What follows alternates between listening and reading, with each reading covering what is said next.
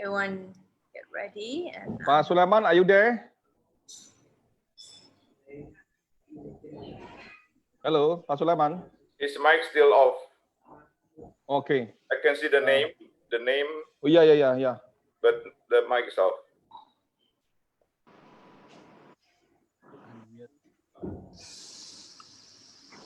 Is it okay? Yes. Now you can see Pak Sulaiman. Yeah. Mr. President. Wow, you're so relaxed. Make sure you have pen with you, Mr. President. Pastikan pakai celana, Pak ya. Ya, pakai sarung. Oh, sarung. Okay, Jokowi style. like we are on live. Yes. We're on live now. Okay. Okay. So how many people join this meeting? okay, I'm going to let people in. We have Pak Sulaiman, we have 100 participants limited, but we do have the audience is more than that because we are also put in our link in live. You can see people from Philippines, there's from China. How many people the active? Actively is 100 people. Oh, the active speakers is 100 people here. 100 people can talk, but beyond the rest only can watch and maybe text some questions through the WhatsApp, Facebook live chat. So the meeting itself is connected to the Facebook?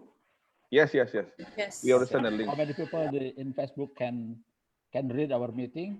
Maybe I think today's show will be more than thousands because a lot of people asking me the link already. Yeah, even here, even from the Philippines. Because I see Jeff Ashworth has a lot of followers and fans in Singapore.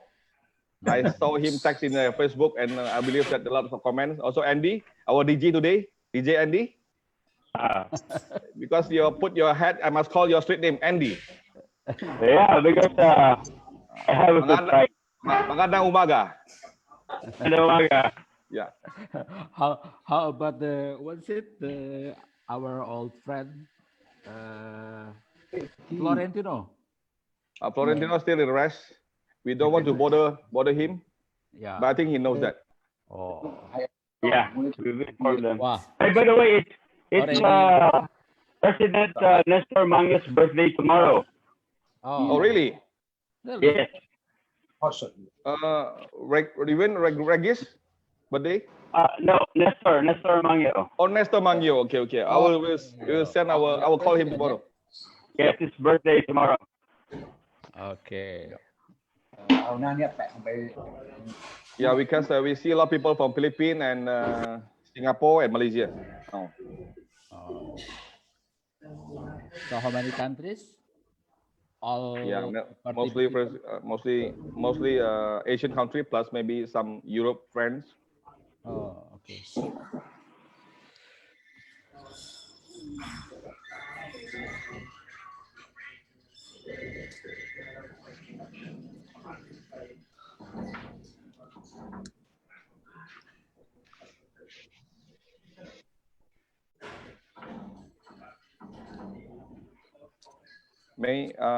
We are waiting for. Yeah, we are still waiting for 5 minutes. Yeah, 5 more minutes. Get everyone to be online. Yep. I see a lot of Filipino today. I must say, magandang umaga.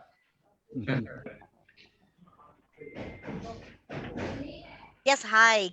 Magandang hapon po. Hapon. Oh, sorry, hapon. Oh, it's already good afternoon. Okay. Oh, sorry. Good afternoon.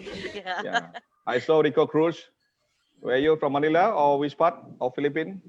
Yes, I'm from Manila, but I'm currently morning.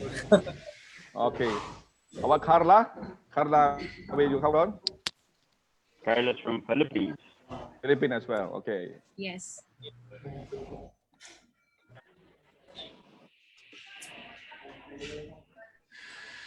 Well, thanks everyone for joining today online discussion session. We're still waiting for a few more people before we begin. And this sharing is recorded, and at the same time we are on Facebook Live at Innovatif Plus Facebook page. If you couldn't register because we are limited spot 100 audience today, and we are so grateful that it's fully booked. So the rest you can go on Facebook, and the rest of here, little housekeeping is that we only allow the speaker to speak, so their mic will be open and they will be do their sharing during the beginning of time, and the other audience, in the meantime, please respect our speakers and mute your mic until later on when we are open up the question. You're allowed to either speak or either type in the chat about your any further question for any of the speakers.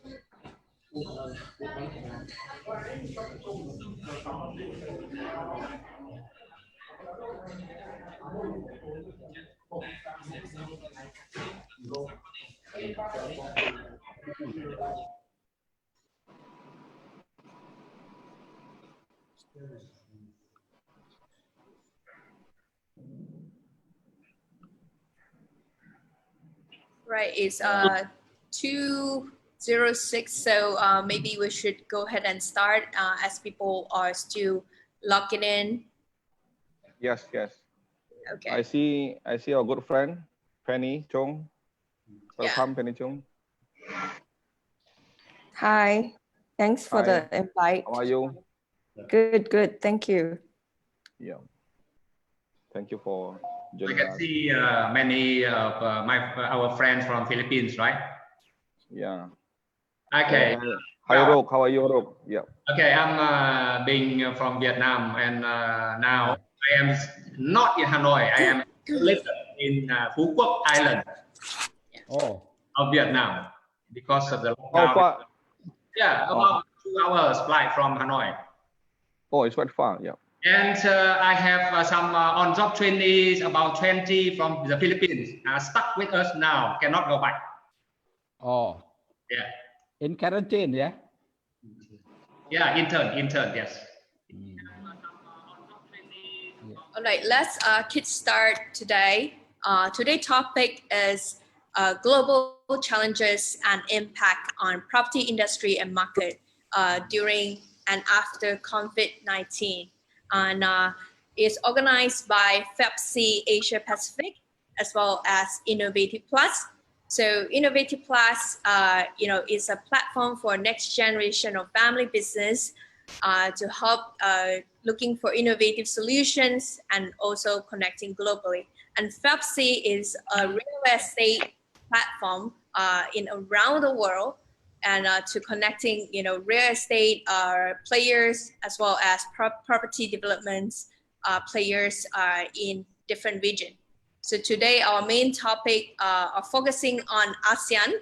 So majority are from Southeast Asia country. We have from Malaysia, Singapore, Vietnam, Cambodia, Thailand, Indonesia, and Philippines that joining us today. So I am the MC of this online sharing. So welcome everyone for taking your time on Monday afternoon. I'm sure everyone's in the lockdown, most of us. So we try to get more insight and a bit more sharing with everybody on today's this sharing session. So to further ado, little again on the site housekeeping rules are: please keep your mic off. If not, I will mute your mic as well during the sharing session from all the speakers. So just to respect our speakers, so mute your mic. When it's time to ask question, you can then allow to open up your mic to share, ask any question you like to, or put on the chat. Okay, so to the friends on Facebook Live, if there's a time allowed, we also will pick some of your question that you can type on Facebook that that will allow the speaker to answer some of your question as well. So without further ado, let me introduce our moderator of today, Pak Rasmin from Indonesia, who is the one of the director of the FIABCI World. So Rasmin, please take over from here. Thank you. Yep. Okay. Welcome everyone. My name is Rusmin. I'm from FIABCI Indonesia. Currently, I'm also Vice President for Asia Pacific. Vice President of my President is Sulaiman. Mr. Sulaiman will give his speech after this.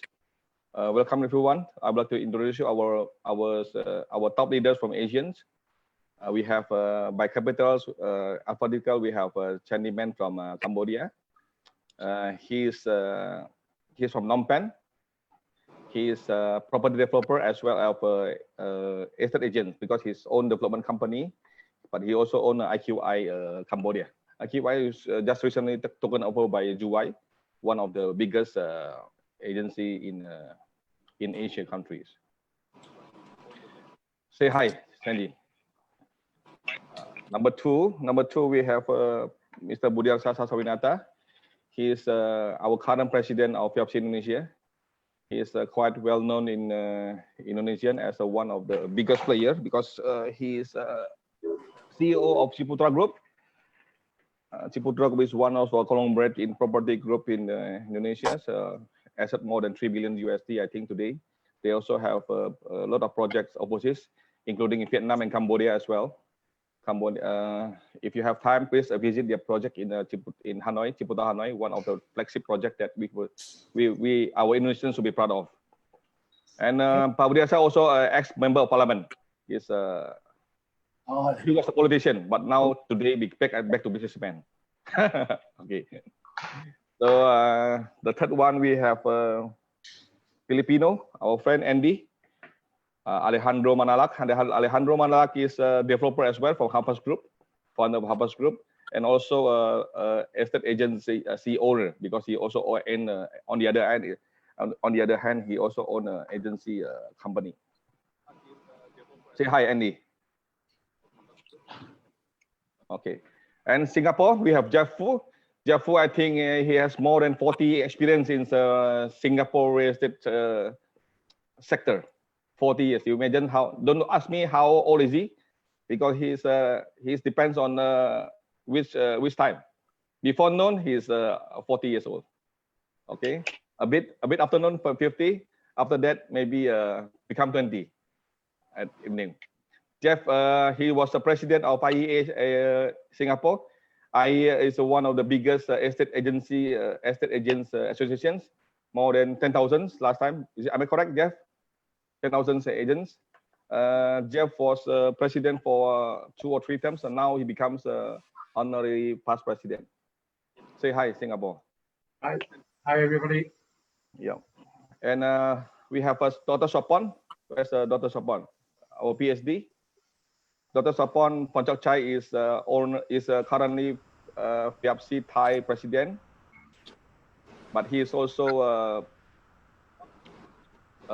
founder of a Thai real estate business school. It's quite big real estate school, and one thing good is his office has a lot of precise data about real estate. Anything about real estate in Asian, even in Iran, you can ask him for details. He travel a lot. He travel like maybe 6 months a year. Go to Abu Dhabi, go to Kiev, go to last time I saw in Iran. But I think now he become good boy. His wife must be very happy, like my wife also. So now we'll have last one, Mr. Bin. Hello, Mr. Bin. Yes. Okay. Mr. Bin is vice president of FIABCI Vietnam, but he also own a group name. His group name is CEO Group. CEO Group is one of the biggest real estate company, also investment company in Vietnam. Okay. But last but not least, the important one is my President Asia Pacific, Mr. Sulaiman Sumawinata. He is he's a former president of FIABCI Indonesia. Also the board of advisor of Alam Sutera Group. Alam Sutera Group is one of the biggest real estate group developers in Indonesia. They have a good township named Alam Sutera. It's about 40 minutes from Jakarta. It's very nice. It's about 2,000 hectares. It's another city. It's if you have time Jakarta, please call him and he will take you around to see the city. Say hi, Mr. Sulaiman. Hello, everyone. Yep. Are you ready? Sopon. Okay. Hi, So my we can friend. start with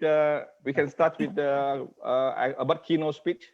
Like it's something like a highlight from our president Asia Pacific. Mr. Sulaiman Winata will brief us what happened today and which direction we should go during after this corona crisis. Please, Mr. Sulaiman, the time is yours. Hello, everyone. How are you? Halo, selamat siang, Pak. Selamat siang. Nice to see you. We hope all of you is well.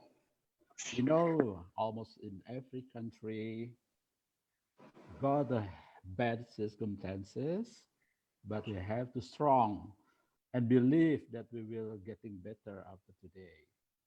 Thank you to all of the FIABCI leader for your kind support to this special event. Also, thank to Maitan and Rusmin for your hard work and voluntary support to all our honorary participants today. First, I want to highlight some important issues almost in every country as the worldwide organization. FIABCI must send a positive and optimist message to the world that this corona crisis will be ending soon. We can see a lot of good progress in medical development in the region. We know almost in the region we got the disease of this virus. But one thing for sure, after real estate life today, we never be the same. We cannot the same thing to manage the real estate business after the corona virus. It will change the way we run the real estate business. In example, in marketing, we will count to 360 application in virtual reality. In processing document, we'll need e-cloud. In signing transaction, we will use e-cloud. Even in delivering document, we will use drive-through system. So I think this is very important to us to how to manage our business in the region.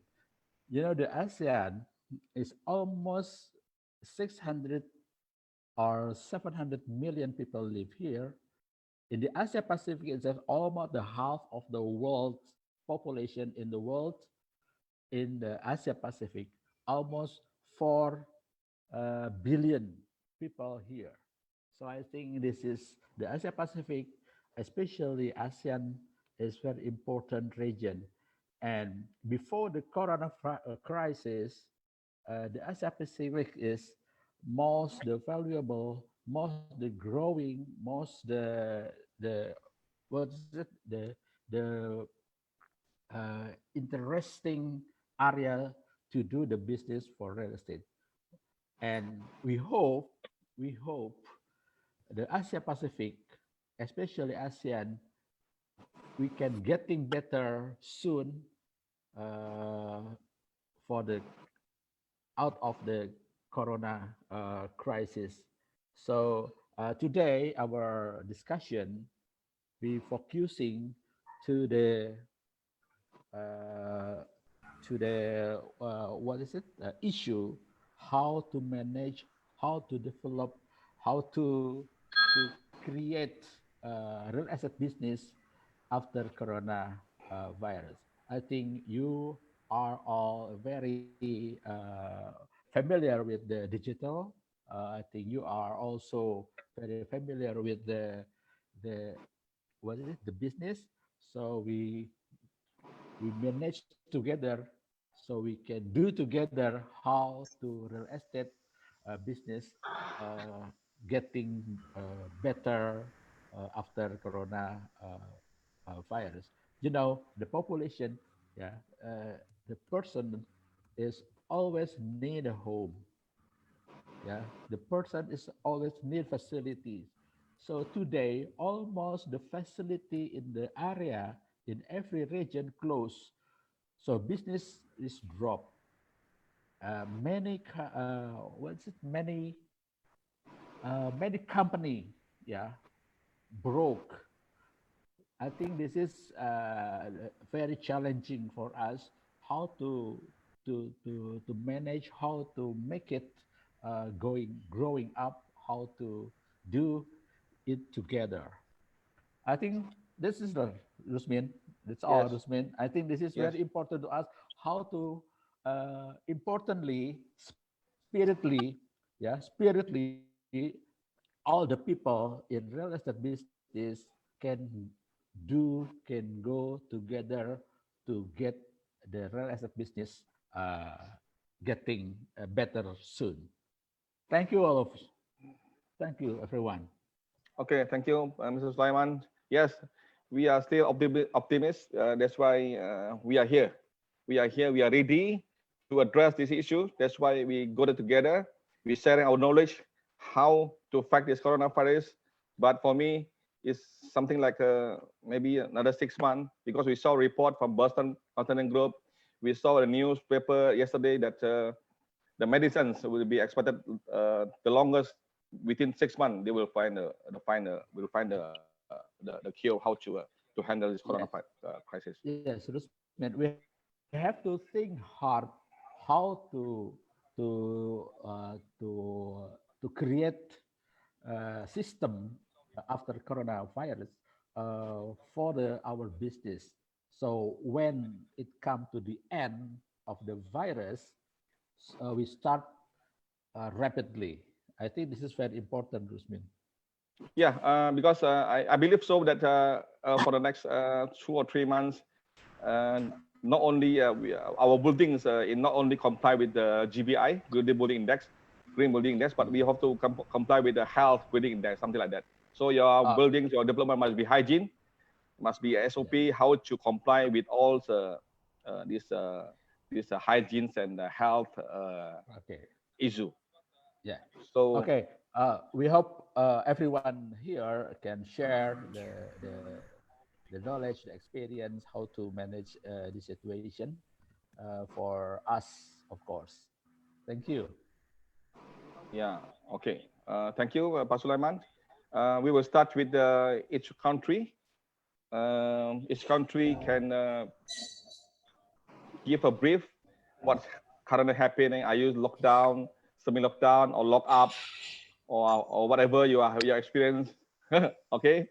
Uh, and what's the market? Is your blank close, or business as usual?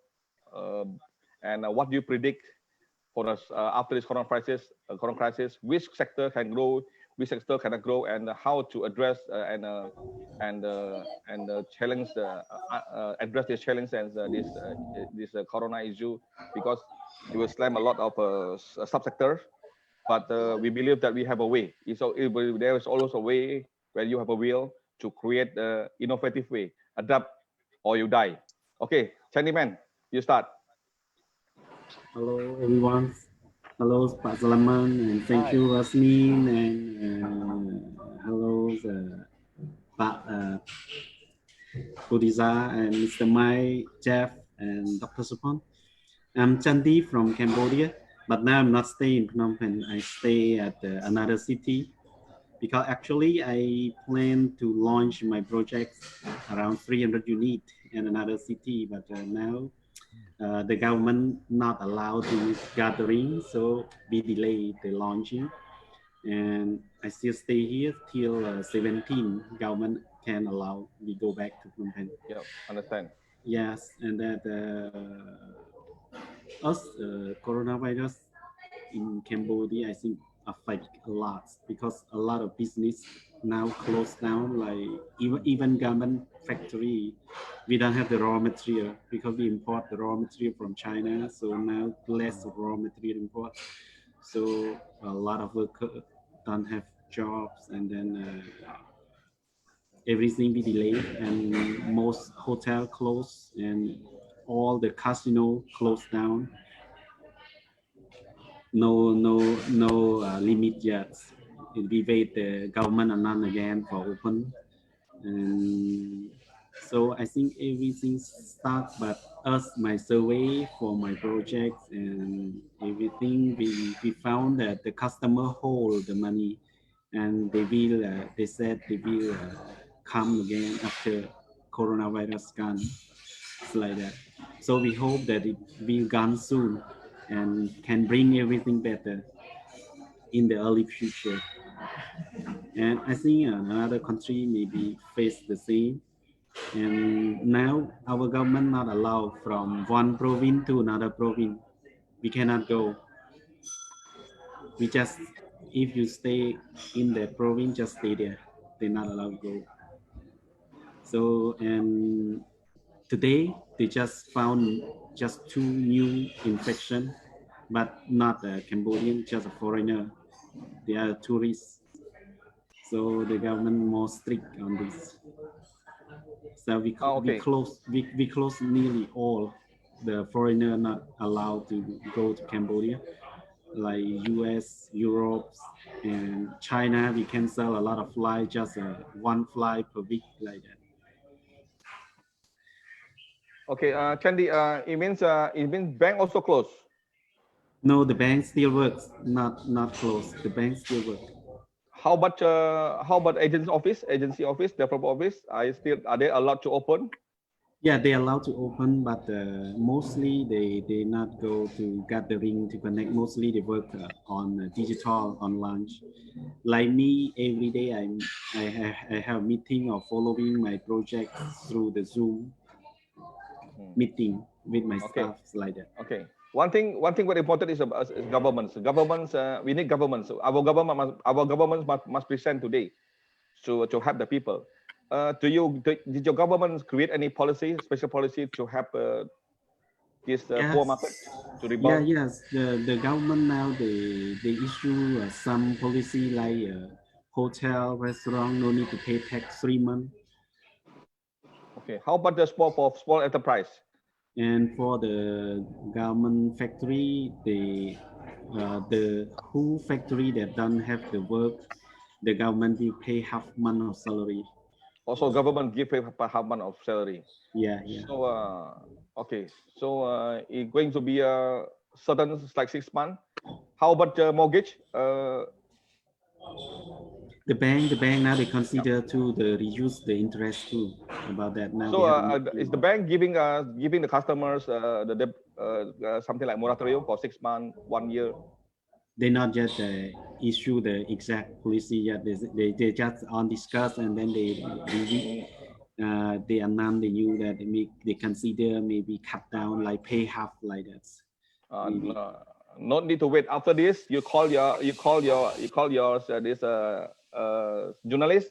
Yeah. Tell him that the whole world in Asian country is already the government's already give 6 months or 1 year's a delay installment. It's good. So so this is the good. That's why this forum is very useful for you to get insights of each Asian country. Okay, Candy, do you think that people will still buy after this? After like 3 months? Yeah, people still buy because in this situation, I still sell a few units. Oh, good. Yeah. Good. You must tell us how can you sell the property during this coronavirus, even in lockdown period? Actually, the customer they not worry about the situation. They hope that it will end soon. That's why they still buy like that. And we still have the transaction buy the property in Phnom Penh. We still have it like that. Yeah. Understand. So one thing good, the good message from Cambodia is the people not just panic. They are like us. They believe that there will be a good future after this. Okay, thank you, Sandy, for your briefing. And now we move to Pak Budiarsa. Pak Budiarsa, I know that Jakarta now is semi-lockdown. Okay, but you are not in Jakarta. You are in Singapore now. So can you brief us something like the current situations? What kind of policy that our governments apply on this? How to address this issue? and what you foresee for the next 6 months after this? Which sector can survive? Which subsector cannot survive? Thank you. Okay, allow me to use the share screen to show to help me with some slides. Very good.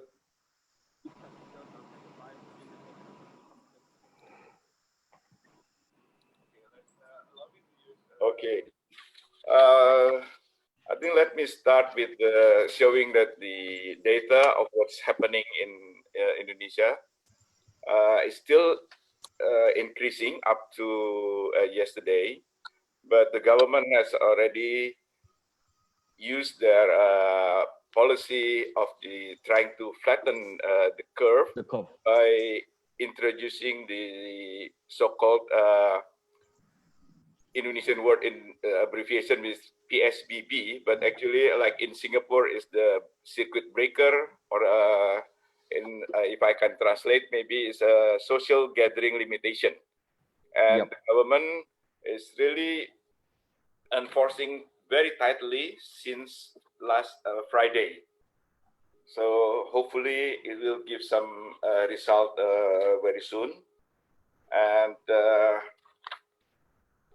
if we are talking about the impact on the business in general, if I can borrow the information from Guzman and Wakefield, it shows that the companies that would be hit the most would be those who have the most daily human interaction.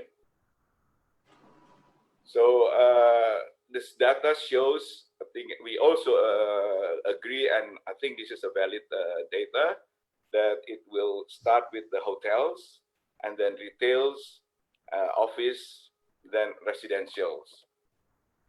So we as a company and as the developers, I think in response to this crisis, we should also put priority on our action.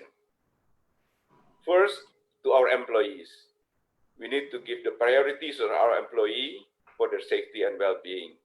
And also we need to determine the critical operation of our company. And also to our customers and tenants, we should open a communication with them. And we need to use technology how to overcome the issues. And to the government, of course, we need to adopt the government regulation and find new ways of operation. Then we also should review the supply chains. And lastly, of course, we need to determine our risk appetite and reevaluate the company strategy for the future as our investment strategy. Let's look at our business on the property. I think all property assets are negatively affected by COVID-19. Property purchases tend to be among the first decisions to be put on hold in times of social and economic uncertainty. There are difficulties executing transactions under the social distancing regulation, except for Chandiman, I heard that he still can sell with the social distancing. Banks are likely to tighten mortgage approvals. And also, the positive point for Indonesia is that the Indonesian property sector is dominated by local buyers, so somewhat protecting it from the greater impact of foreign investor or foreign buyers. Now we look at the impact on each sectors. On the construction, delays cannot be avoided due to the supply chain shortage, but on the other hand, can give a potential of local alternatives. On the residential, the first home buyers are negatively affected through reduced earnings and job security, especially within the mass market segment. Investor buyers experience a downward sentiment. On retail and hospitality, which is hit the farthest, I think mall foot traffic significantly reduced. Several malls closed while only providing essential services. Hotel occupancy rates in single digits. MICE revenues dwindled. For office, corporate plans to expand and relocate are also down. So what is next then? Digitalization is unavoidable.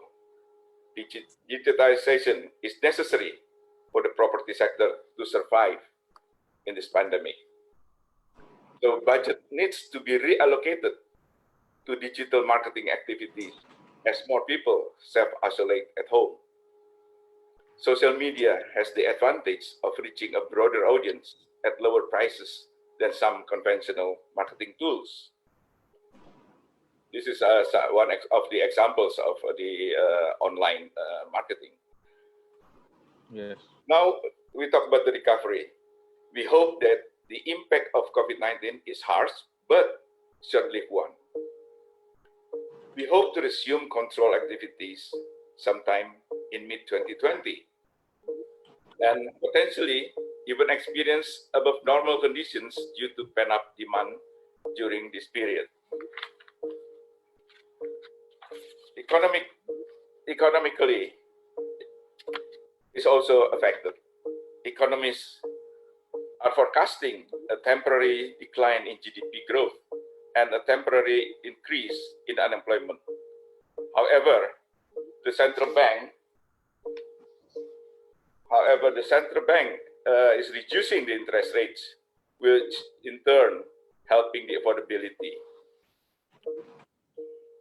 The economic forecast then being revised sharply downward. There's still consideration of a potential second half rebound, but the likelihood is slowly dwindling. Now look at the after pandemic on our sector. First, on the residential sector, first home buyer demand will recover first. Investors buyer demand will likely to take more time to recover. Configuration of homes to include working spaces, higher standard of amenities in apartments, increased desire for neighborhoods that promote health and well-being. And on the retail, excluding essential services such as supermarkets and pharmacies, the retail sector is poised to see a slower comeback as priority spending continues to be focused on essential goods and services, and as people will likely avoid publicly crowded areas for some period post-pandemic. And for office sector, office may have continued structural disruption driven by the technology that enables remote working and collaboration. Office sector in Jakarta was already struggling pre-COVID-19. And let me conclude by saying that even after the direct implication of COVID-19 have ended, the way we work will change. We have proven that people are adaptable and are able to work away from the office effectively. We have seen that the cost of technology to support home working is a very worthwhile investment. Leaders in all industries must be resilient to ensure business success. Priorities need to be reassessed and shifted. Life will not go back to how it was before, and we need to look to a future with a new normal. Thank you. Thank you, Mr. Budiarsa. It's a very interesting insight. Yeah. For class. Okay, we will come back to you after this because we must finish until 7 countries. Okay, Jeff, Malaysia boleh. Mr. Michael Gay, our president of FIABCI Malaysia. Malaysia is the most active country because before Corona, they have something like 100 seminar a day. After Corona, they have 300 seminar a day. So Michael Gay, please, your turn. Welcome everybody. Can you hear me? Yeah, am I clear? Yes. You can hear me? Okay. Ladies and gentlemen of FIABCI fraternity in Asia, and everybody listening here. I like to say that listening around, quite lucky to be in Malaysia. Before the COVID, the property sector was quite active.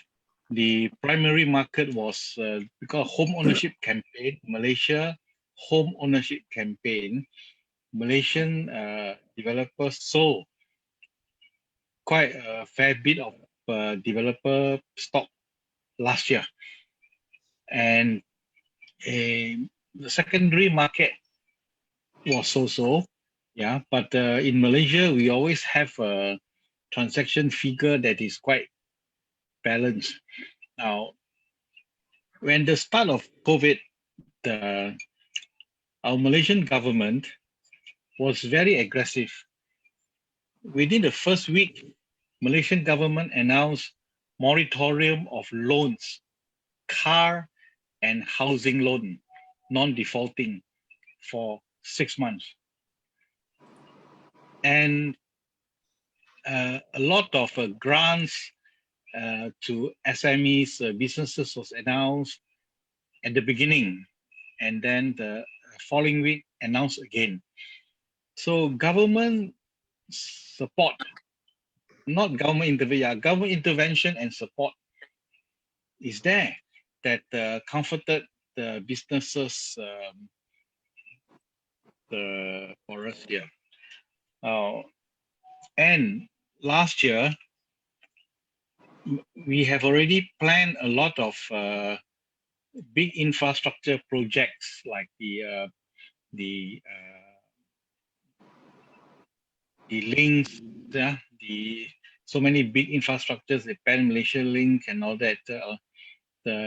I hear that it is going to be more kickstart right after the COVID, because engineers and construction companies were one of the priority company allowed to start work even now to kickstart the economy. So I think Malaysia will be fiscal led, by spending and fiscal led approved projects to create new hotspots in Malaysia. New hotspots, the new the construction industry led. And yes, the only thing to do now is to quickly embrace and adopt technology into our business and into our profession. Very, very happy and lucky last year that the Malaysian businesses have adopted aggressively all these tech, all the tech, pre-fintech, prop tech, big data, all the tech. We must, to me, we must embrace all these techs in the next few months.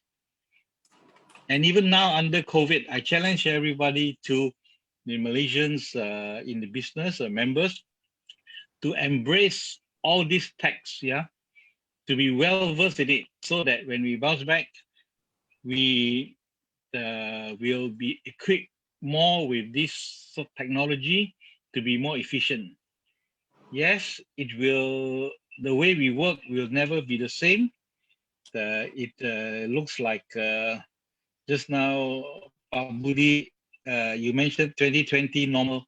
I don't think so. Your slide shows middle 2021. So it's like that. So this whole year is about resting and re-equipping ourselves. And next year, possibly next year only, there's growth. Okay. That's all my talk. Yeah. I'm open to questions later. Thank you. Back to you, Pak Rosmin. Thank you.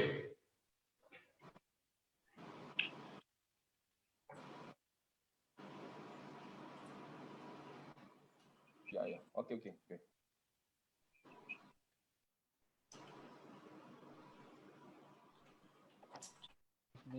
Okay, thank you, Mike.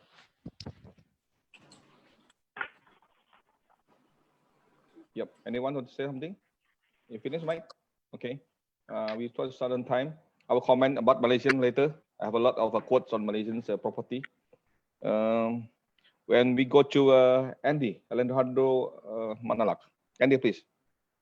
Hello, hi, good afternoon. Hello to everyone from all the countries. By the way, Mr. Rosman, it's Habitas. It's Habitas, Habas. It's Habitas. Okay. For the past 3 weeks now, we have been on a lockdown. We call it enhanced community quarantine with curfew in some cities since mid-March, no? And supposedly until April 12th, but it will be extended up to the end of the month. Right, let me share with you my screen.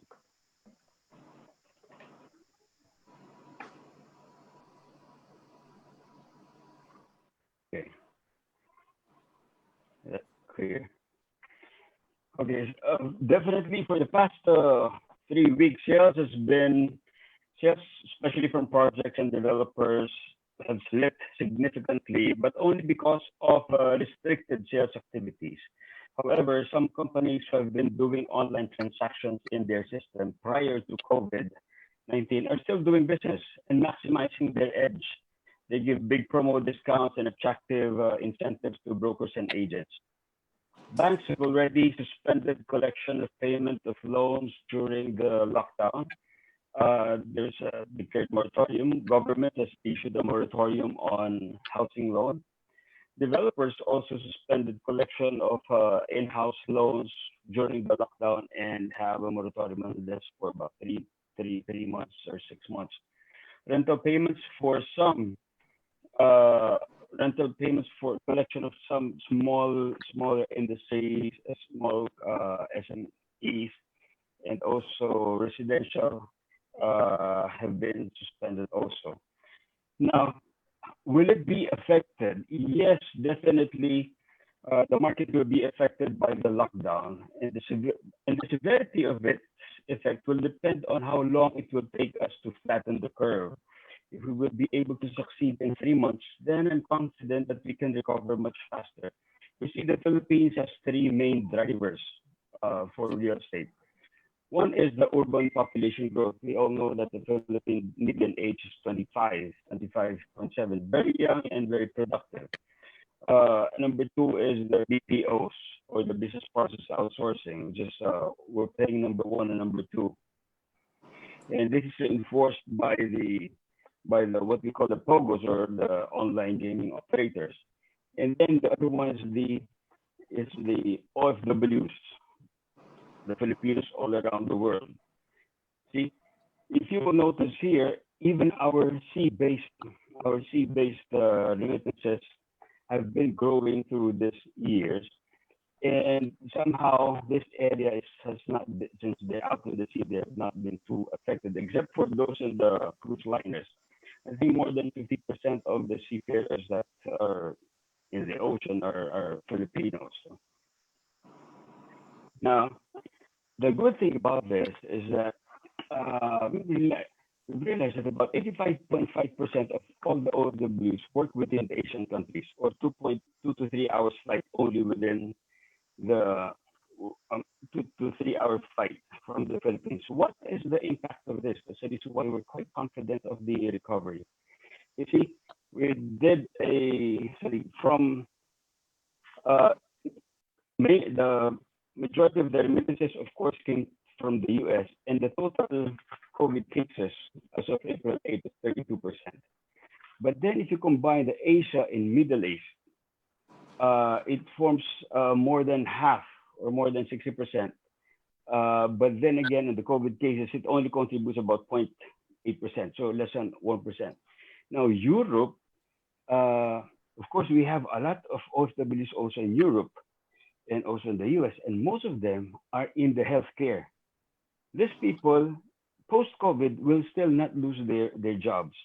These are the ones making also a lot of money right now, and they are also the main one of the main sources of our sales for the projects here. On the office side, this was based on the report of the number one real estate company here in terms of commercial leasing. They're still very, very positive about the demand in office spaces. They have live requirements or just pushed their transactions towards the second half, and their their forecast is very positive towards the end of the year. Again, this is driven by the demand of the BPOs and also the demand of the POGOs. The BPOs in our foreign countries, English-speaking countries, it's getting high, even if, for example, they're of course they're having a hard time now, and they have to cut costs. They have to slash down their operating expenses. They resort to outsourcing their jobs. Okay. So another one is tourism and infrastructure. That's the growing leg. That's a growing leg that we have. Now, yes, it's going to be affected as reported by the other countries, especially in Singapore. When we looked at the data, most of our 8 million tourists who arrived last year were from Korea and China.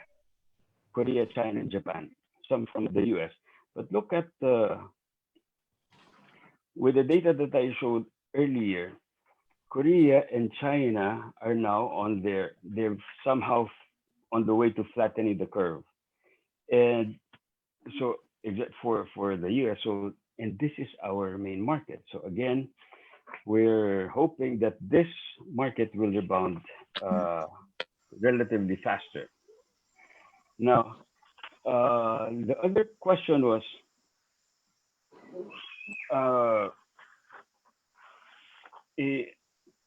everyone is implementing work from home and doing activities online.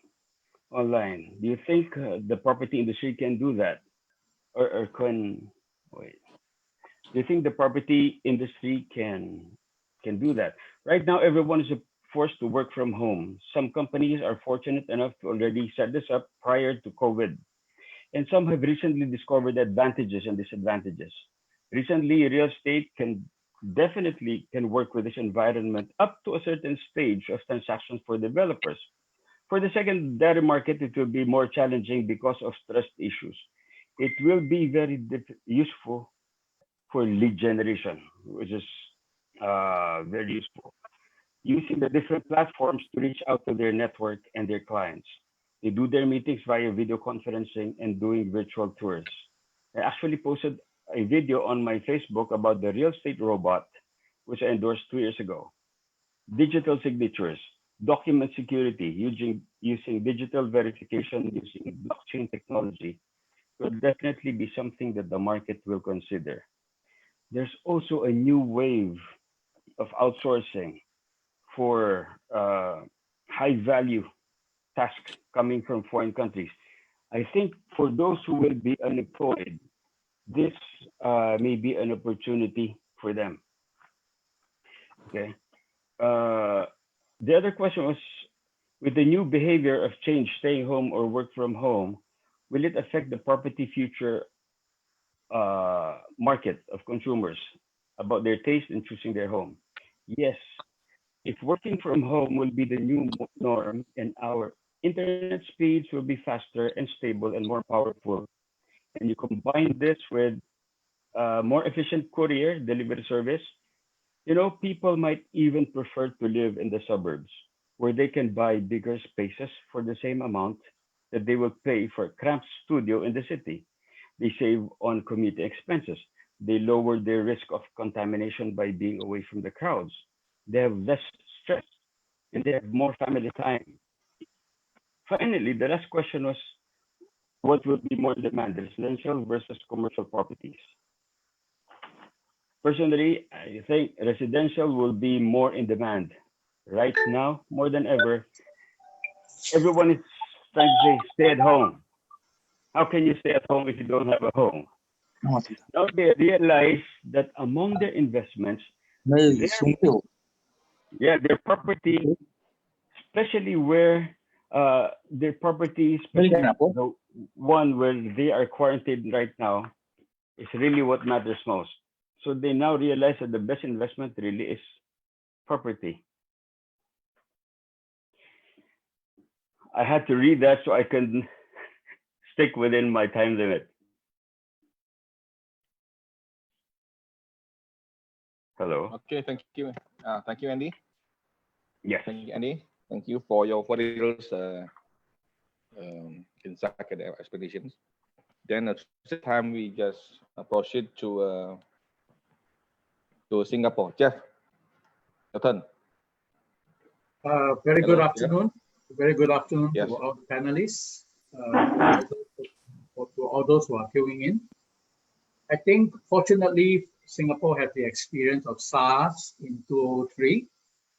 Our government subsequently took steps to ensure Singapore will be ready for future epidemics. But it appears that this coronavirus is more infectious than SARS. As of yesterday, we have 233 new cases, of which 66 are linked to known clusters. And we still have 167 pending contact tracing. So in total, we have 2,532 cases. We have almost 1,000 people in hospital, about 31 in the ICU, and we have about 8 fatalities to date. Has the COVID-19 impacted the real estate agency work? Yes. Our profession in Singapore is considered as non-essential. Non-essential means you can't go out and do business. You cannot perform real estate agency work, as our government have implemented a circuit breaker, aka the Malaysian version of MCO. Now we really don't know how long the market will take to recover or how bad it will be affected. But my guess in Singapore is that as soon as the COVID-19 goes away, I think normal business will resume. All parties, investors or buyers or even agents, will be back on the field as if nothing has happened and life goes on. Of course, investors and buyers will obviously be looking at desperate seller sales or good buys. As agent, because of this downtime, I think it's a good time for us to gather interest of willing buyers or investors, collect our listings, research on other possible impacted property owners who may need to dispose of their properties during this time. In actual fact, COVID-19 is an opportune time for agents to put in extra effort to increase their listing of properties. And when the COVID-19 is over, you can have a long list of properties available or disposal. This is a good time to increase your listing by doing more research. There is also much of a choice with the circuit breaker measures being enforced for agents. For agents, you just have to make the best of it.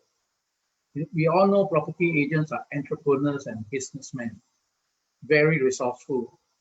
As for carrying out activities from home or at home, we are already doing our continuous professional development course from home. So all our CPD courses are now being done from home. Because these days, if you don't embrace technology, you're going to lose stuff. Because customers are very savvy. Most, if not all, are already doing their own research before they're even going down to look at the properties. And with all the social media videos showing properties online, you'll be very surprised some of them are better informed than the agents.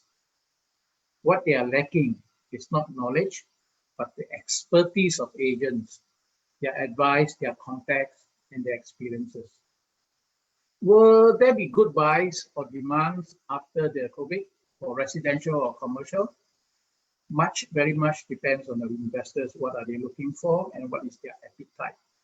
It doesn't really make a difference to them as investors because each and every one of them have their own preferences. Lastly, I believe that the respective government are doing their best to fight the COVID-19, but it takes everybody to take responsibility, to come out, to fight the coronavirus together, to be socially responsible. If you don't need to get out of home, stay home, be safe. Real estate agents, best wishes. COVID-19 may be a crisis, but it also opened doors to opportunities to agents. Back to you, Mr. Rosmin.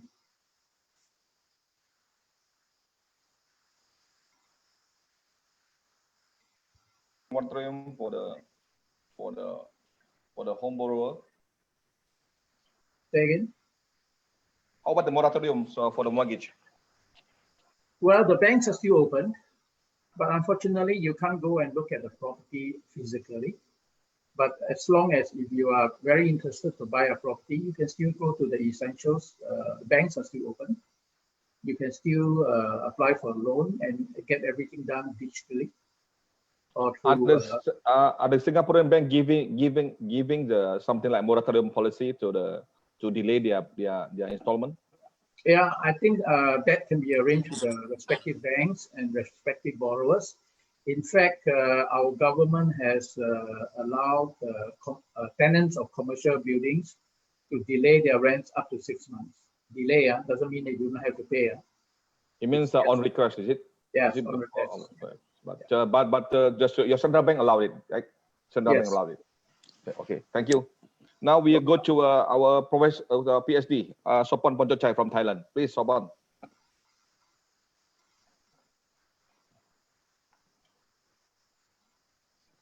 And colleagues, so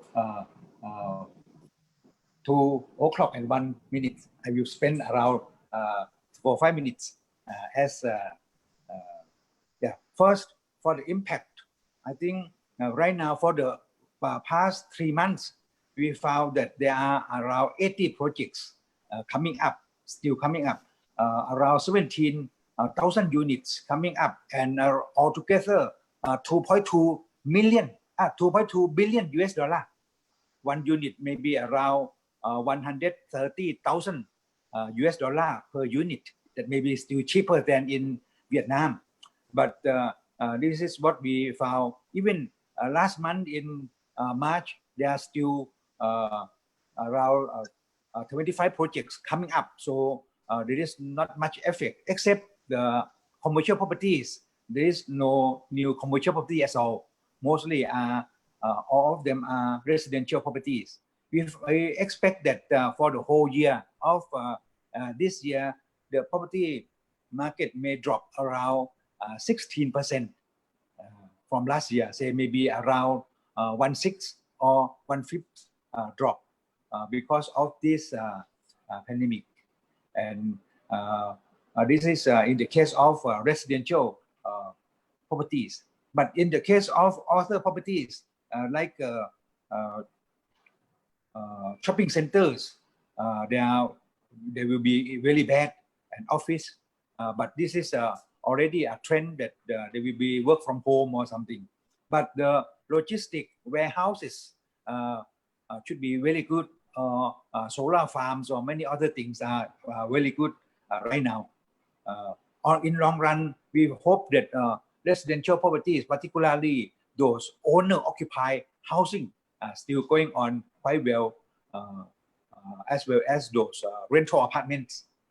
And we expect that this may be around 6 months, something like SARS in Hong Kong. And we, according to the data that we collect, the property price in Hong Kong during the SARS period, in that year, there is no decrease in price. That is in the year 2003.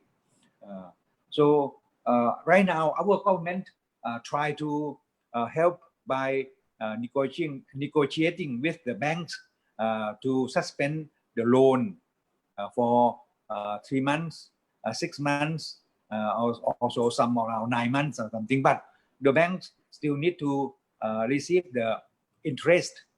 But we are trying to negotiate with them that for interest and payment, there should be all suspend for the next 3 to 6 months. because they will get the money anyway, but maybe not during this particular period. Our government also try to pay people money around 5,000 baht, that is less than $200 per month for 3 months.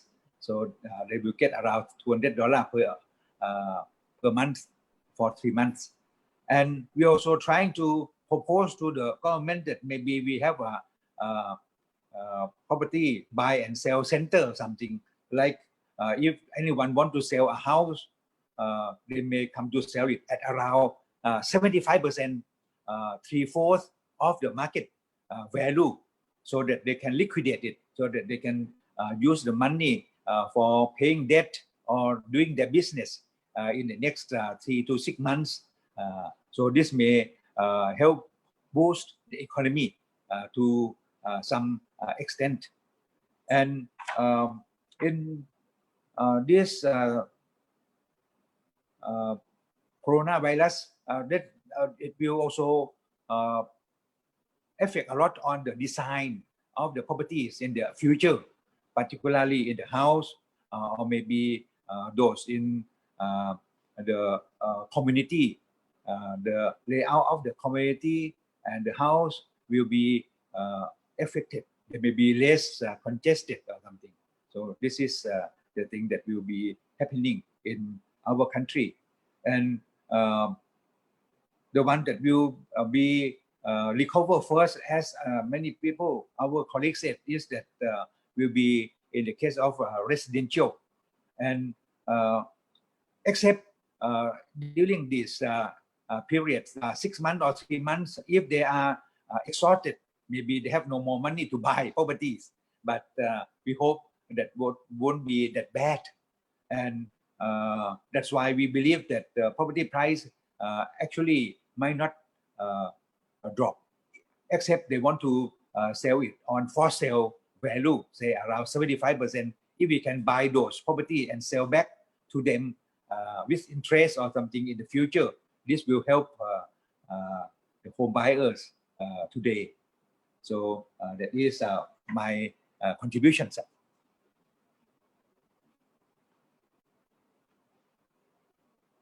Thank you, Kusopon.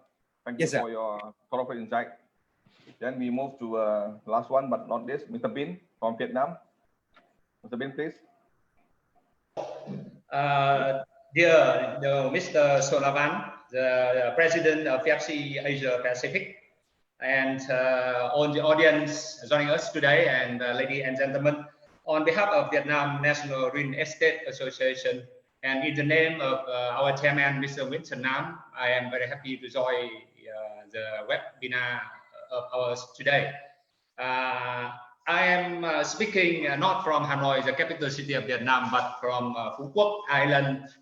As at the beginning, I told you, because of the social distancing and limit of transportation, so I also cannot come back to Hanoi. So very nice to meet you. And today, I would like to share with you about outlook of post-COVID-19 real estate market in Vietnam. So there are 3 things to share with you. Number 1, about how the COVID-19 impacts to the world. And secondly, how the COVID-19 impacts to the Vietnam, our country. And lastly, it is how the COVID-19 impacts to our sector, real estate sector of Vietnam. For the first thing, all of us know that the COVID-19 come suddenly, make to the whole world a shock. They come very fast and impacted with the worst, impact in about 100 years.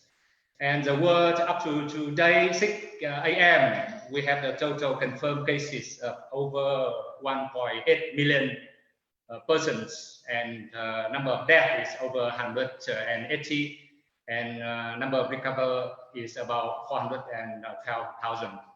And the COVID-19 over 200 countries and territories.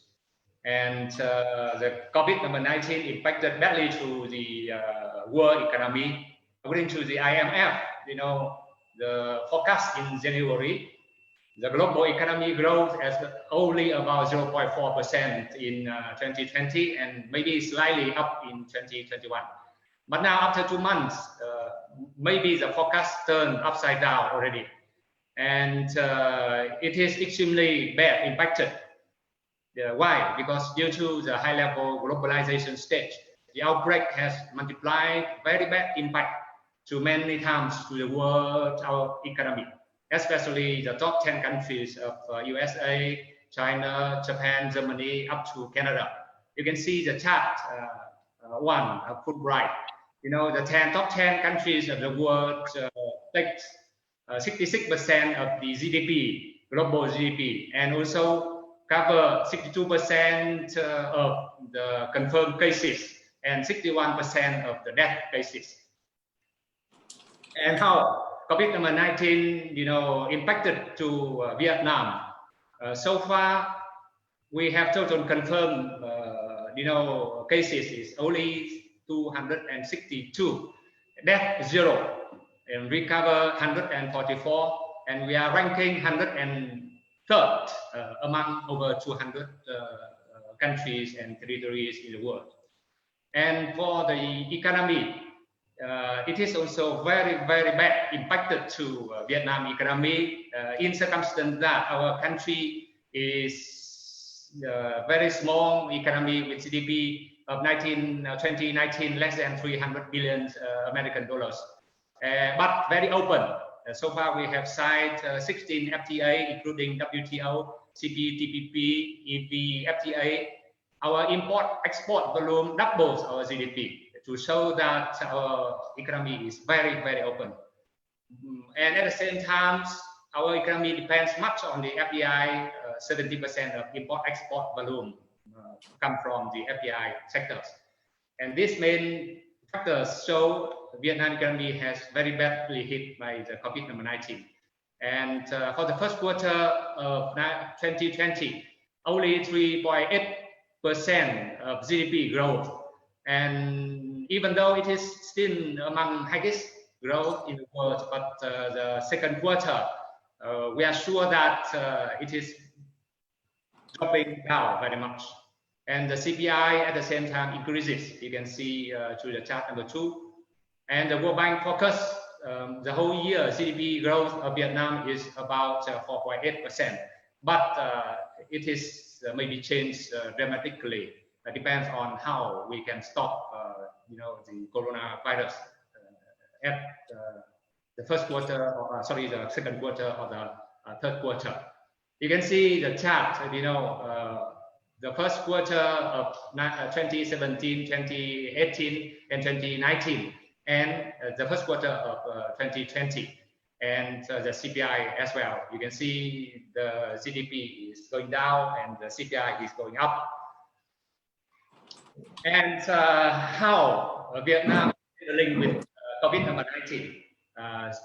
We, at the beginning, the government and the people consider the COVID-19 like fighting with the war, in the war with this COVID. So the government actively, put the utmost priority is to win at the soonest to save the people's lives, enterprises, banking system, and to gain the public trust, So they brought out the support package with fiscal and monetary public investment measures. And we are going to pour about 50 billion American dollars into the economy to support the households, to support, the enterprises, families, and the people of Vietnam. And the last one is how COVID-19 badly impacted to the real estate. Maybe likely the tourism, hotels, condo hotels, resorts have been almost shut down.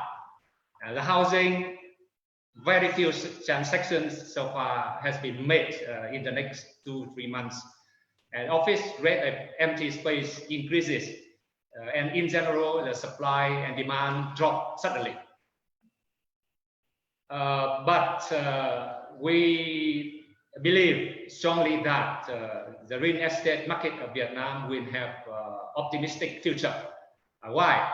Because we have the support factors like the above stated first successful steps in the combat of the Vietnamese government and Vietnamese people against the COVID-19. And secondly, the government brought out fiscal and monetary and the public investment policies as a support package of about 50 billion American dollars. And our population now at the golden structure and among the leading top urbanization countries, and increasing the demand of the housing for the medium term and the long term. And the Vietnamese people have habit to save money to buy property. You know, look back in the history, we still have the habit to save the money to buy the properties.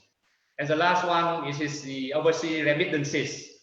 You know that Vietnam, we got about 5 million overseas Vietnamese, and every year they send back home about 17 billion American dollars in 2019, and every year it is increasing about 10%. For the future of real estate in Vietnam, as I said above, thanks to the first successful step in the fight with COVID-19, Vietnam is very potential safe travel destination. So the tourism, we believe strongly that it will bounce back. And thanks to the COVID, on the positive things is it will push our economy more digitally, more work like online economy, remote working, and online businesses. And for the housing, remains one of the investment safe havens of Vietnam. And the COVID-19 also try to move, the international movement of factories to Vietnam, leading to increasing demand for the industrial and office real estate, also for the housing and tourism properties as well. And the last one is the whole Vietnam nation, people, and the government have the same, desire for the powerful Vietnam. We do, government, enterprises, and people will do everything in this mid of COVID-19 to win the virus as soon as possible and to make this desire happen from now on. And look at the history.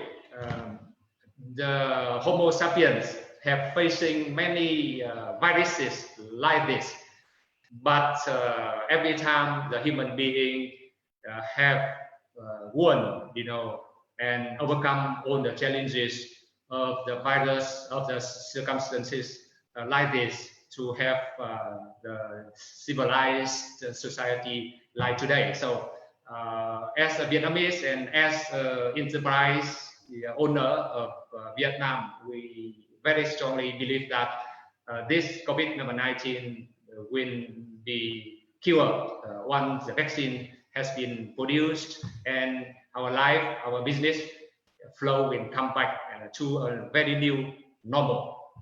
Thank you very much for your attention. Thank you, Mr. Bin. Surprisingly, you have a lot of opposite workers that can contribute billions, and I agree with you that it's about culture and habit like Chinese. In most Asian country, once they have money, they only buy two. The first is gold, or the other one is real estate. We are lucky that we are still in the real estate sector. So back to the audience. We have already gone through all the speakers, and we have a polls. Please participate in our polls while we are waiting for. Are we going to just to the floor? Let the participants ask their own question to our our speakers. Thank you so much for all the speakers sharing. So right now, we are open all the questions to the floor. For people who are participating on these Zoom meetings, feel free to either ask a question to the chat, or you can also, turn on your mic and ask one question at a time. So I think we have one question coming from Mitch Yao from the chat here. What's the best marketing strategy that the realtor must do now while we are in lockdown, aside from training and home study? Any of the speaker would like to answer that? Can you repeat the questions? Okay, it's in the chat by Mitch Yao. Okay. So what's the best marketing strategy? Yeah. That we are in lockdown, aside from training and home. Yep. Yeah. Any specific speakers that? Yeah. Maybe Can you Michael. hear me? Yeah. Can you hear me? Yeah. Okay. What I want to say is polish up our tools, not only learn, but retraining ourselves, like WhatsApp, all the last mile communication tools. Polish it up so that when I find that a lot of things can be efficiently done by digital, and not only digital, it's in the apps and in the simple WhatsApp and all these things. It is up to us to discover these tools for ourselves, practice it and use it more. I find the biggest block is not technology, it's our mental block. We are so used to do some things, you want to fill paper and all that. I believe that this virus will not go away forever. Maybe 2 years, our lifestyle will change, but after that, maybe better with the vaccine. But definitely the style we work will change, and it's up to us to quickly adapt ourselves to these changes. Yeah, that's my comment. Over to you, May. Right. Any other speaker would like to add on? Yeah, maybe I was also having an exchange of chat with Mitch Xiao. But for the general public, since everybody's online now, the only thing that the only option that we have is to have our online presence felt, not only by appearing online or posting whatever. No, right now, what people have to do is to establish their position, their reputation, their authority as a professional real estate practitioner. You see, for the past years or months, since real estate has been very good, there has been a lot of players. There's been a lot of players, but then in the coming months, with this shift, with this market shift, the market is going to shrink. So you have a smaller market with still a lot of players. So how do you compete for that space? How do you stand out in that space? So the thing to do is to build your network, and aside from marketing, you do prospecting. You get in touch with your client. You build your network. You establish your position. You establish your reputation, and you establish your authority, and build your profile online. You have to be seen. When people look for you, you have to be seen. You have to be on top of their mind. Can they search you on Google? Can they search you? Because you will be offering properties to a lot of people you don't know. So people, out of trust issues, they will look for you. When they look for you, when they search for you through these online platforms, what will they see? What will they find? Who are you? What do you do? What's your expertise? That's what they're going to look for. So again, just like what Mr. Mike just said, we have to embrace technology and we have to optimize that. Yes, if I can add up, and maybe you remember I can go back to my slide, one of my slides that I mentioned about the digitization. That's in line with the two speakers before, that you have to do it online, be it on your marketing and also through the social media. You can also you should also do the online consultation and also the online presentation about your product knowledge and all those things, and also with the talk shows and also the broadcasts. And one of them, of course, through like these webinars that we are doing now. On the product knowledge itself, you can add up with adding with the sort of like the virtual tours, on the regular development, on the progress that you update the customer and the potential customers. So nothing else but digital activities. Thank you. And surprisingly is that we have been starting to push this prop tech for the last 5 years, but surprisingly now it was led by coronavirus. So coronavirus pushed us to more digitalized now. And yesterday I saw one survey from London. Is that during this coronavirus last 2 months, actually, they are about 57% of workforce can be done by home actually. So people have to exercise now, and for each government, this is the time they can evaluate which work actually can be done by home actually. So this is a blessing in disguise. Now we can try to save our time to make it more efficient and effective. Which work actually can be done by home, which work actually should be physically accessed despite of this coronavirus. Okay, May, we invite another speaker. Actually, I saw my colleagues from India actually. Vanessa, are you there? Vanessa? If I may add, Rusmin. Jeff. I think this is a very good time for real estate agents to go back and look at basic fundamentals. We look at it and make use of this downtime to reconnect with your clients.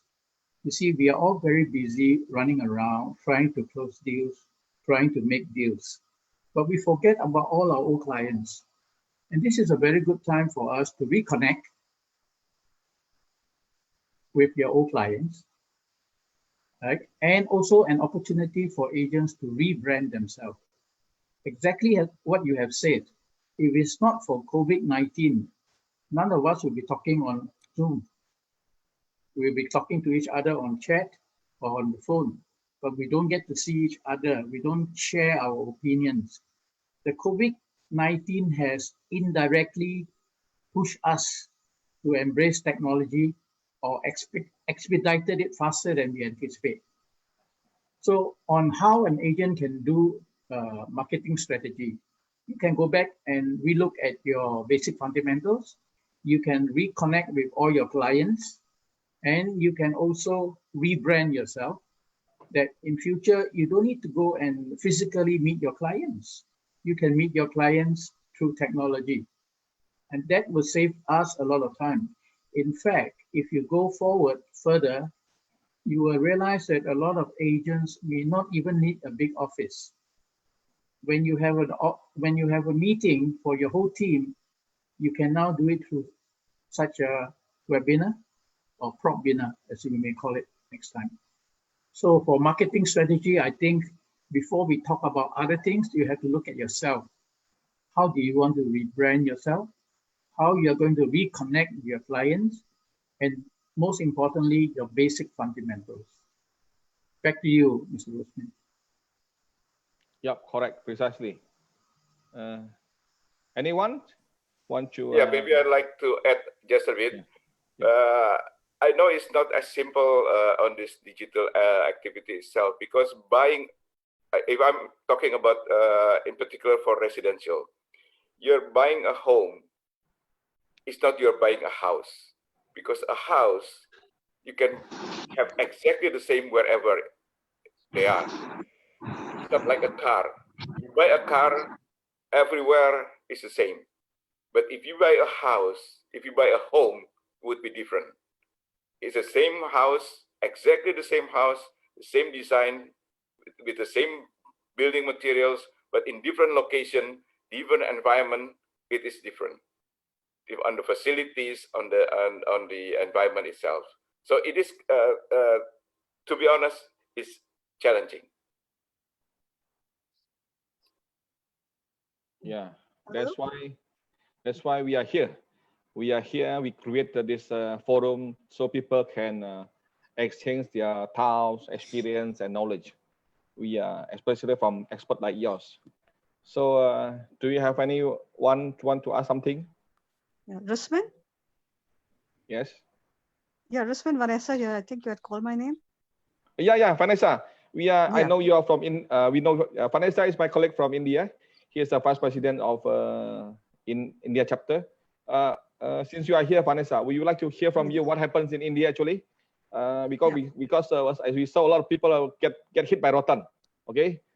Yes. So basically, the coronavirus COVID ID has just surfaced in India since the last 21 days, with the numbers increasing. So it's too early to give a report on what the government is deciding to cope with this situation. But for the future, I am sure with all discussions,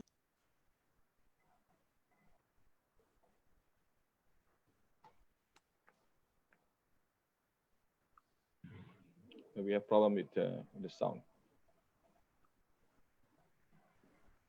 Yeah, we cannot hear Vanessa.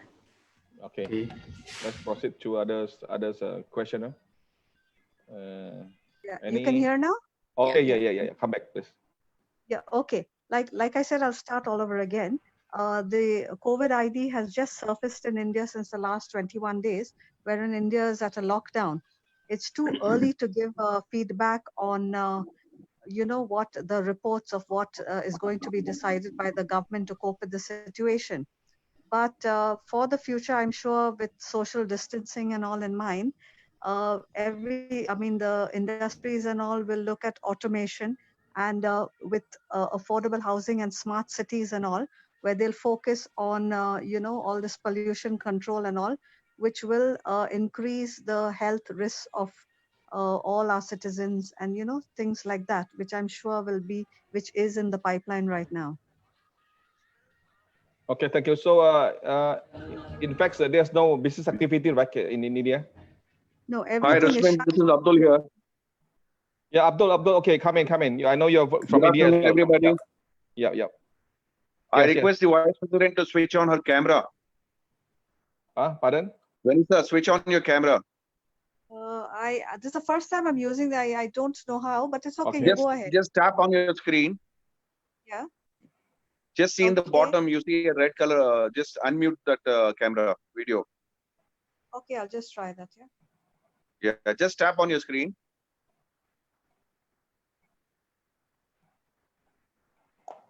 Okay, Abdul, you want something from us, from Asian countries expert?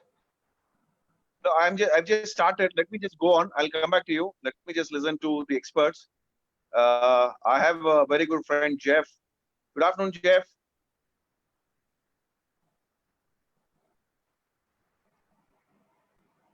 Yep. Jeff, can you hear me? Yes, I can hear you, Abdul. How are you? How are you, brother? Good. Good to see you. Abdul, Long I'm time. online now. Thanks. Yeah, great to see Vice President on the video now. Go on now, Vice President. We also have Pak Suteja also from Jababeka Group. Pak Suteja, how are you?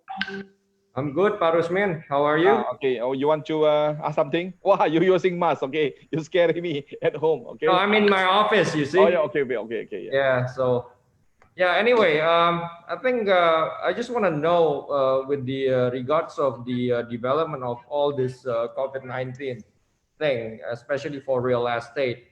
I think there have been some interest from buyers and investors on distressed assets. Do you think Yes. any of you, you guys are experts in property? Do you think at this moment there has been any distressed asset that's been coming out or anything in any of your country? And if so, if not yet, do you think it will come out anytime soon? What's the trend likely? Yep. Mike, you please, you go ahead. We are very fortunate in Malaysia. Our government was very firm from the very beginning. Straight away, 6 months moratorium on loan and financing. No need to discuss with the bank. No need to talk about it. It is automatic. No need to pay loan for 6 months. So it definitely has helped the property market by deferring, and even we are hearing that banks are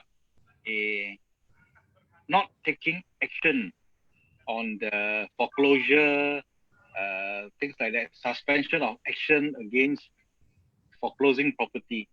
So I don't see any real distress or for sale assets officially in the auction market, but there are always distressed buyers around, and you have to look around for the. There are always people will like to sell at their own loss price. They won't declare very loudly, but I'm sure the opportunities are there. You got to work with the local agents, yeah, and you got to find it lah, digital finding lah. I'm sure there are. Over to you, back, Rosmin. Okay. Yeah. Okay. Yes, I would like to share my point of view on the question about Vietnam. At the beginning, I share with you that in very first day of 2020, the government of Vietnam takes very actively and very strongly, action to prevent, the COVID-19.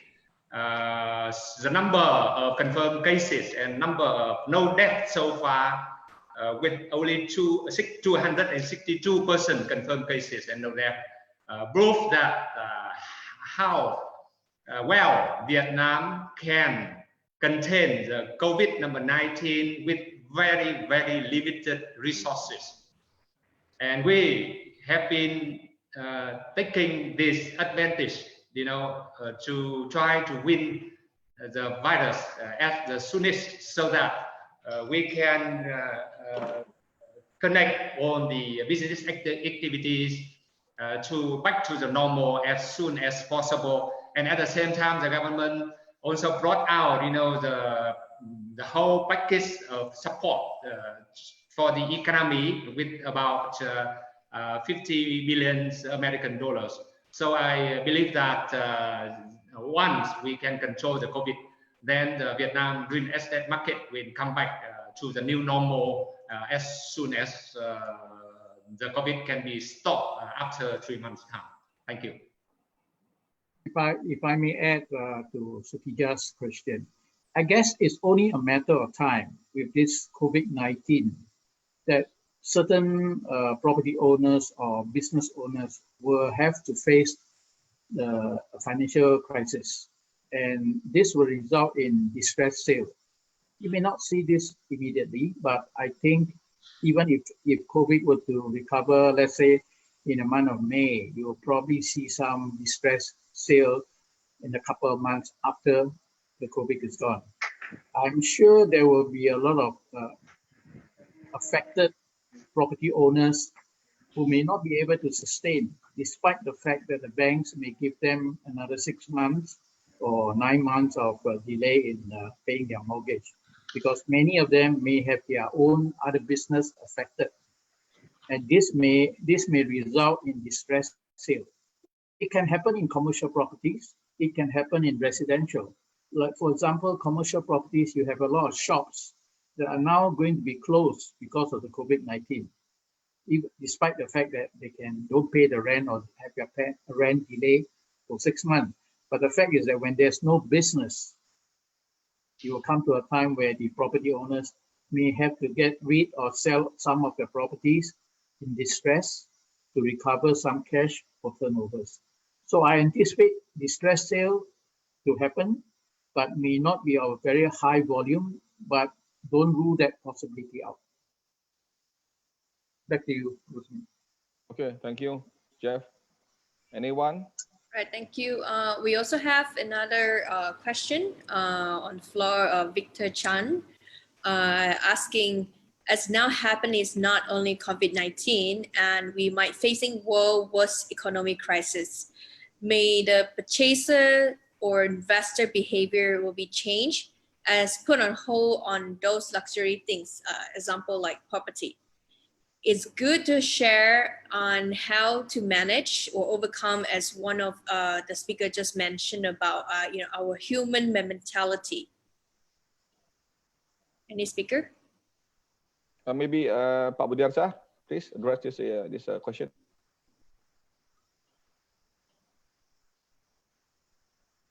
Sorry, I missed the question. Okay. May the purchaser's investor behavior will be changed as put on hold on those luxury things, example maybe property. Yeah. For luxury, usually there's the first impact that the investor will experience when the situation is not normal. Then those will be affected the most. That's why earlier I mentioned that the first recovery would be from the mass product residentials. That's what we have been experiencing from the past few crises. It's true. Yeah, actually, this situation also is already anticipated by PropTech. I still remember in FIABCI World Congress in Andorra, 2017 May, I witnessed one speaker. He was talking about retail development. What would be the retail development for the next 20 years or 10 years? He showed us the screen. I think Mike, we were there. Pak Budiarsa were there also. He showed us the screen. The mall will be like only a lot of screen in the mall. Is the mall we only has a good F&B. That's it only.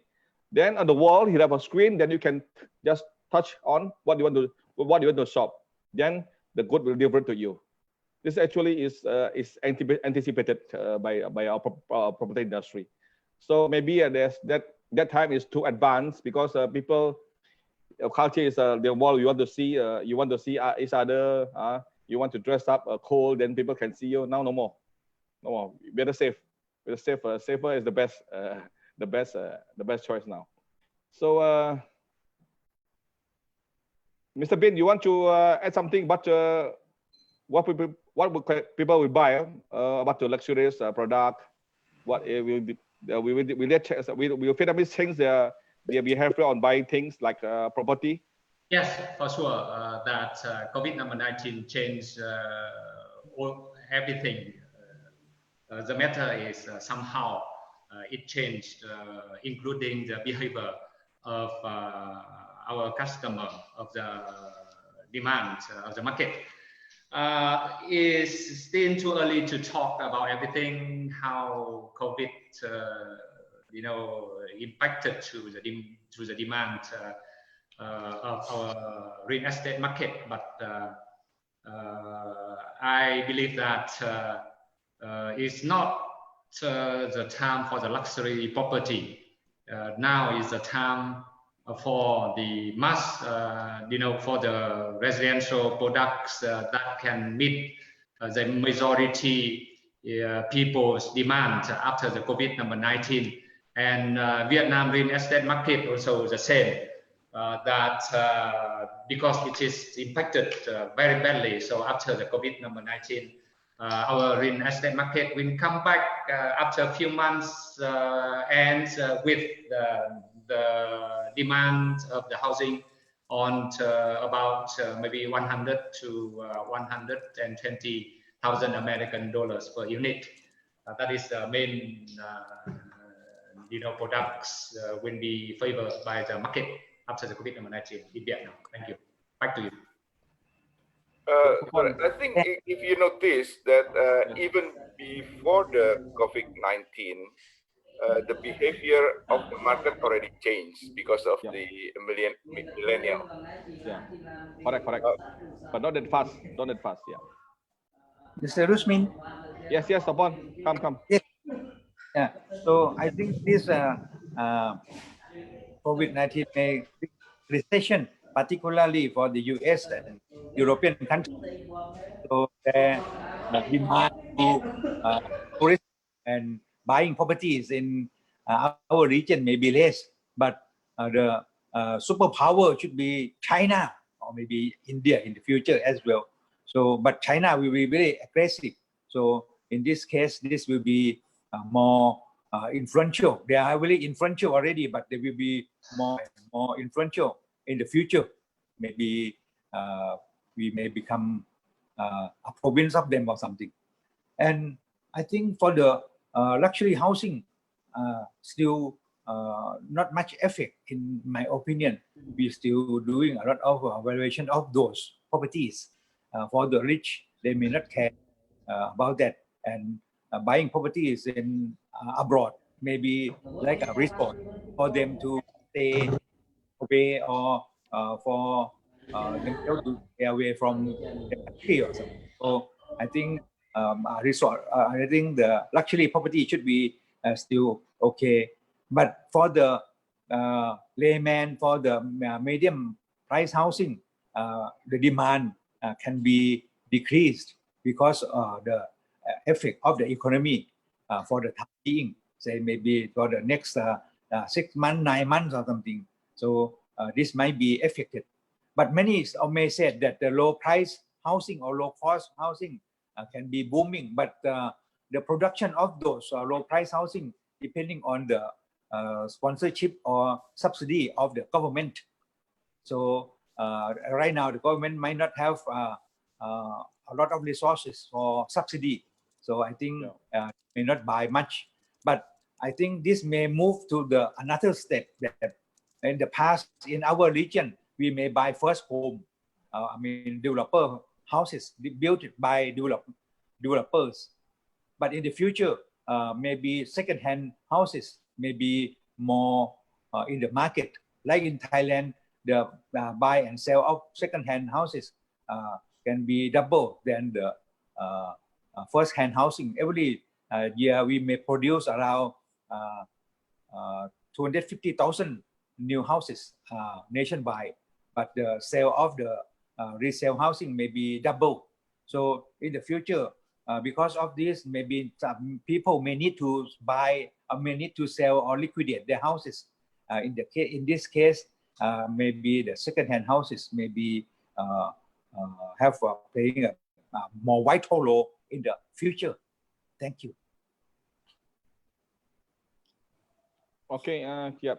Actually, it's not all of subsectors were in the downturn, but we can see a logistics center. Logistic hub is something like still booming because of e-commerce. Because people people change their to buy things from e-commerce. Once e-commerce will grow, logistic center will grow. But I believe that subsectors will coming back, but they have to adapt. Like maybe hotel, they have to something like a cleaning room before the people come. They have to sterilize first, and they must equip with a lot of medicals and hygiene facilities. Also, maybe apartment with the medical center. Jeff, why not? I saw there's one a product last 10 years ago by Far East in Singapore. There's a one apartment, 2 towers. There's one apartment, but the other one is a medical center. I think this kind of product will grow in Singapore. It really depends. As the world economy crisis, it can happen in any part of the world. As an investor, they would think, what is best for me to buy? If everywhere is going through a crisis, it is better that I hold on to it and not buy a property at this time or invest. But how to manage to overcome human mentality? Now, at the end of the day, it is always up in the mind of the investors. What is a good investment property for me? To a lot of people, crisis is an opportunity. So it depends on what we are selling. So crisis may not be end of the day for everybody. There are good investors, there are smart investors who will take advantage of crisis and invest in property that you never thought people would invest in. Back to you, Usman. Yeah. Because I agree with you, because I do have a lot of friends from London and the US. Their group is doing what? Buy distressed property. Anything that 50% they will eat. This is the time for them to crunch. So business is still there. So don't be desperate. We have one more question. Probably the last question. So the question is from Iduran. So how's the COVID-19 will change the built environment? What do you think? Spaces, all the facilities, all the amenities, will that change on that? Yes, Lupita Duran is our friend from FIABCI Latin America. Hola, Lupita. So he's on Facebook. So anyone want to ask about what will happen with the retail center? It's going to be squeeze the size, and what else that they have to address?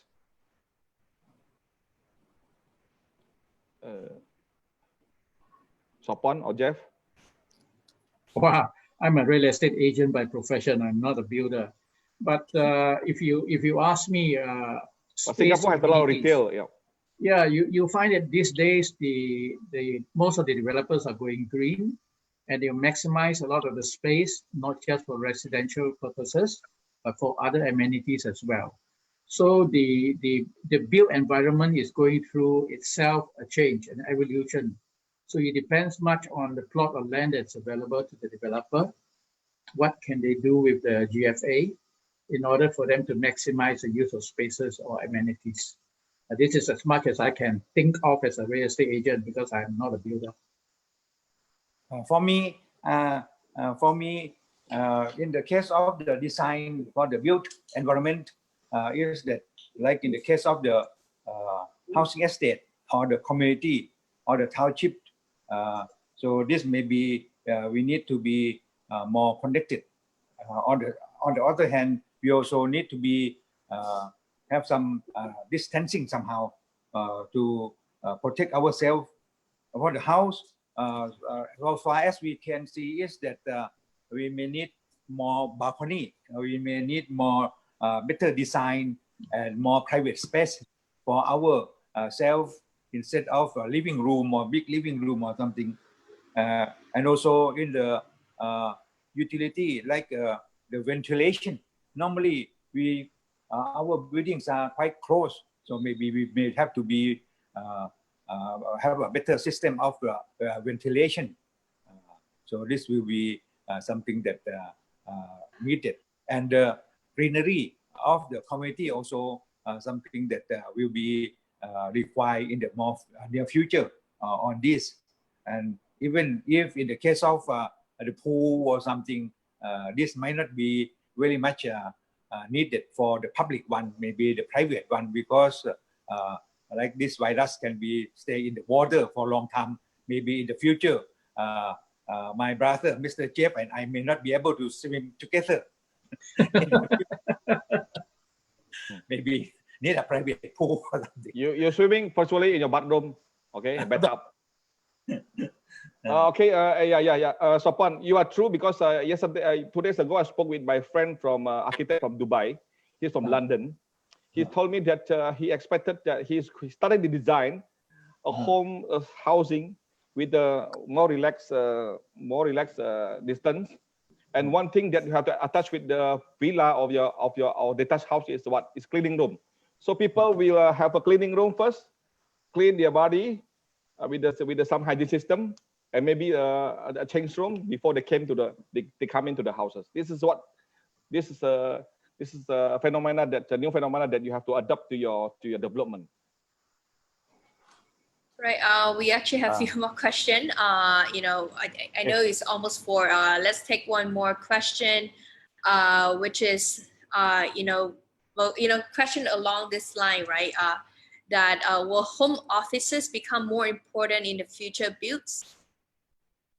Yes. May I answer this question? Because in Europe, they say that apartment with the co-working space with office, because people will less travel. So apartment, you must provide something like a co-working that people can work at the certain area that they don't have to go out. This is one that will be the demand, but it must be affordable, the price. This is it. Yeah, I mean, just something to add, because from my background from a developer and also have a co-working space, in terms of the co-working space, that part, because now people are lesser in terms of want to share spaces in public. So co-working space, we're looking at, in general, a big hit. But I think home office has its own, category of being at home, and you have a office build out or spaces available for you to work. So personally, I think this is will be up and coming, something that we call in Soho. Malaysia, Soho, Yeah. right? Soho in Singapore. So these things actually has been in the market for I think more than 10 years. Yeah. But it'll be back again. You're back again. Yes. Yeah. In Singapore, Soho office is very common, and it has already been existent for many years. Yeah, very practical. All right. I think, we have spent, almost 2 hours together for this session. I'm sure a lot of people have a lot of questions, for everybody, but we couldn't accommodate everybody. But thanks again for taking your time this afternoon and be with us. And, also, of course, have to thanks all our speakers spending your time and your insight and your knowledge with all of us. Thank you so much. Thank you. You can clear a reaction or clapping here. All right. And we will do another round this coming Friday. But we are talking about not just South Asia, but we're talking about the world, property sector, the world economy and the impact that will be coming along. You're talking United States, Europe country, Australia, and different parts of the world, how this real estate is affecting and what are their strategy are that we can actually, maybe learn from them as well. Not only that, end of the month, since the topic has arisen talking about how property can actually use technology and actually go online or change the way how we do work.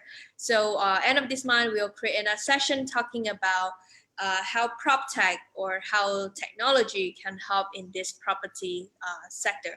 So thanks again for joining us, and I hope to see everyone again. Thank you. Yeah, this Friday we will present our speaker Walid Musa from FIABCI. He's our world president. So please join us again on this Friday at the same time, because we will sell the bigger theme. It's a global real estate impact of this COVID-19. Okay, thank you everyone. Okay, thank you everybody. Thank you. Be safe and stay safe. Thank you. Be healthy. Bye-bye. Thank you. Bye.